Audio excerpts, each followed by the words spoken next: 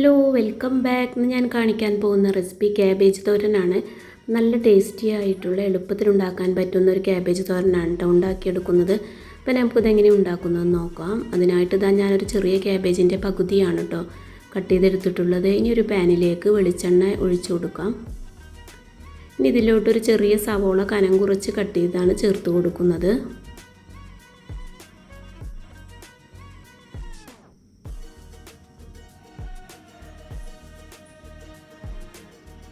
ഇതിലേക്ക് എരിവിന് ആവശ്യമായിട്ട് 3 പച്ചമുളക് കട്ട് ചെയ്താണ് കേട്ടോ ചേർത്ത് കൊടുക്കുന്നത്. ഇതിലോട്ടൊരല്പം കറിവേപ്പിലയാണ് ചേർത്ത് കൊടുക്കുന്നത്. എന്നിട്ട് നല്ലവണ്ണം ഒന്ന് വഴറ്റിയെടുക്കാം. ഇതിലേക്ക് ഒരു വലിയ തക്കാളി കനം കുറച്ച് സ്ലൈസ് ചെയ്ത് ചേർത്ത് കൊടുക്കാം.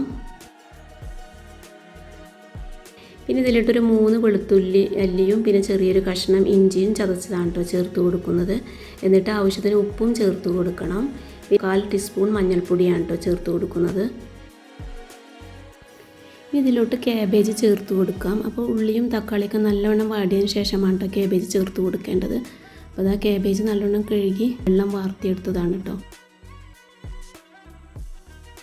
ഇതൊന്ന് ലോ ഫ്ലെയിമിലാക്കി അടച്ചു വെച്ച് കുക്ക് ചെയ്തെടുക്കാം.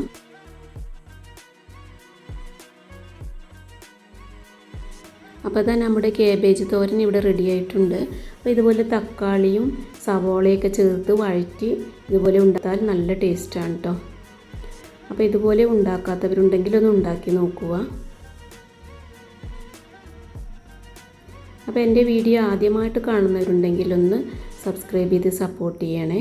ലൈക്ക് ചെയ്യാനും ഷെയർ ചെയ്യാനും മറക്കരുത്. ഫേസ്ബുക്ക് പേജിലാണ് കാണുന്നതെങ്കിൽ ഒന്ന് ഫോളോ ചെയ്യാനും മറക്കരുത്.